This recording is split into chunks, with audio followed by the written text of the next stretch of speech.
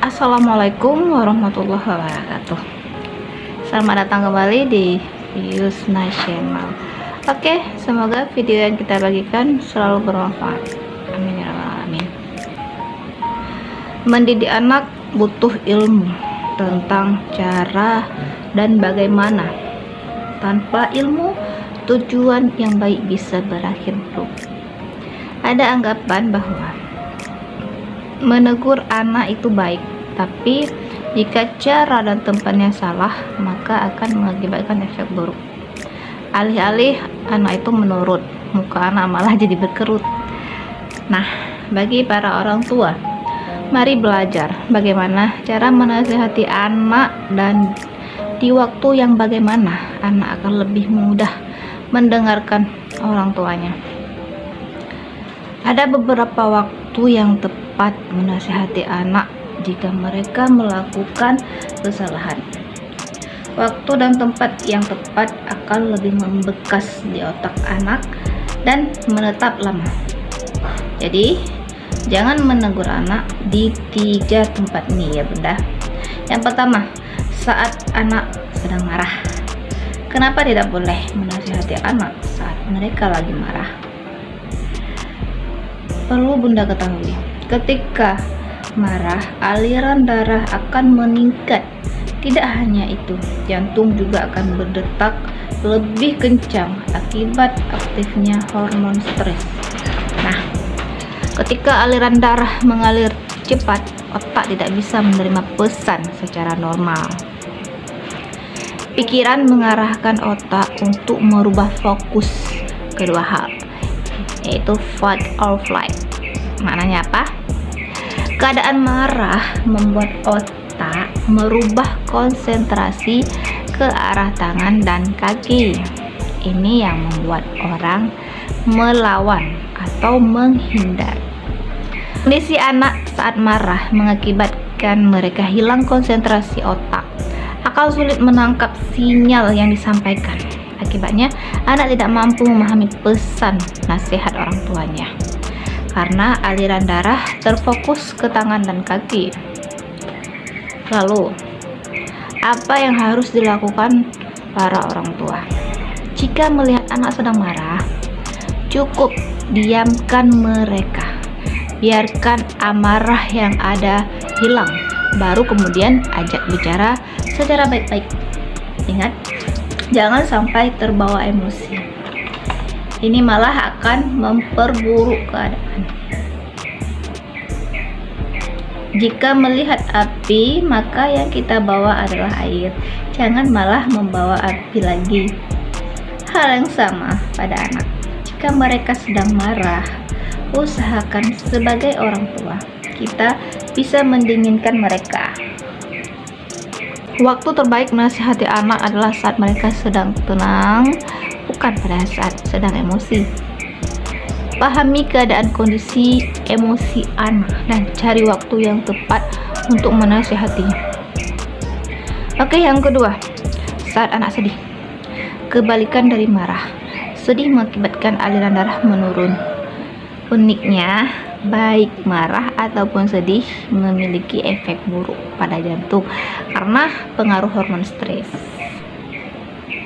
Jika marah, orang akan condong melawan atau menghindar. Saat marah, otak akan condong mengarahkan pikiran untuk mencari alternatif pelampiasan lain. Tidak heran jika seorang anak akan menghindar saat sedang sedih. Bukankah orang dewasa melakukan hal yang sama? Jadi, menasihati anak saat mereka sedih ibarat menawarkan makanan saat belum lapar. Yang dibutuhkan anak saat sedih adalah perhatian. Ya, perhatian orang tuanya. Artinya, fungsi orang tua saat anak dalam keadaan sedih adalah menemani mereka sepenuh hati dengan emosi positif. Saat para orang tua bisa menjadi pelampiasan anak ketika sedih, maka anak akan sangat mudah menerima nasihat ayah dan ibunya.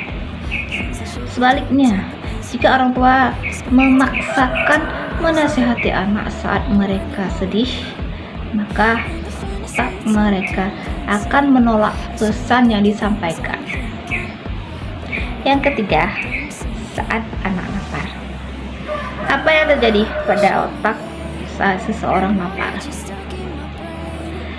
Posisi saat lapar mengakibatkan otak menjadi sumber glukosa. Keadaan ini mengakibatkan menurunnya fungsi otak untuk mengontrol emosi dan konsentrasi. Akibat berkurangnya konsentrasi, otak akan sulit untuk mengarahkan pikiran berpikir dengan jernih. Hal ini menjadikan seorang anak sulit menyimpan informasi di otak saat dia lapar. Jadi, jika orang tua menasihati anak ketika dia lapar, maka itu sia-sia. Otak bagian kognitif akan terganggu dan juga kemampuan memecahkan masalah akan menurun. Bahkan hasil penelitian mengungkapkan fakta umur 2 tahun 70% bagian otak berkembang. Jika anak mendapat gizi yang tidak cukup, lapar dan stres, maka otak akan rusak secara permanen. Di sini orang tua perlu memahami bahwa keadaan marah, sedih, dan lapar itu berakibat buruk bukan hanya pada organ tubuh, tapi juga fungsi otak. Apa alternatif lain yang bisa dilakukan orang tua? Sebisa mungkin untuk memberikan asupan gizi yang baik untuk anaknya. Baik itu bermakna sehat, bukan berbentuk jajanan sembarangan yang malah berbahaya untuk organ tubuh dan otak.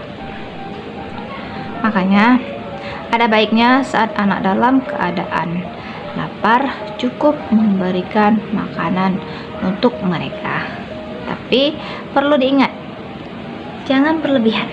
Tujuan makan bukan untuk kenyang. Ketika perut sudah terisi dan keadaan cacing sudah terkendali, baru kemudian dekati anak dan nasihati dengan bara yang baik. Insya Allah anak akan menurut dan bahkan mengingat pesan orang tua sampai dewasanya. Di sini saya mengajak para orang tua untuk lebih bijak dalam menasihati anak. Kendalikan emosi dengan baik dan bijak jika melihat anak melakukan sesuatu yang menurut kita salah. Tidak selamanya anak salah. Bisa saja kita sebagai orang tua yang salah karena tidak memberi contoh yang baik. Anak belajar lebih banyak dari apa yang dilihatnya. Menasihati anak membutuhkan teknik yang tepat dan juga waktu yang terencana. Jangan menasihati anak saat otak mereka sedang tidak mampu menangkap sinyal yang kita sampaikan kepadanya. Tujuan boleh baik, tapi cara dan bagaimana kita menyampaikan nasihat akan menentukan apakah nasihat itu yang disampaikan akan masuk dan menetap di otak anak selamanya. Oke, silakan Bunda cari waktu-waktu yang tepat untuk memberi nasihat kepada sang buah hati ya. Semoga sang buah hati mendengarkan para orang tuanya. Wassalamualaikum warahmatullahi wabarakatuh.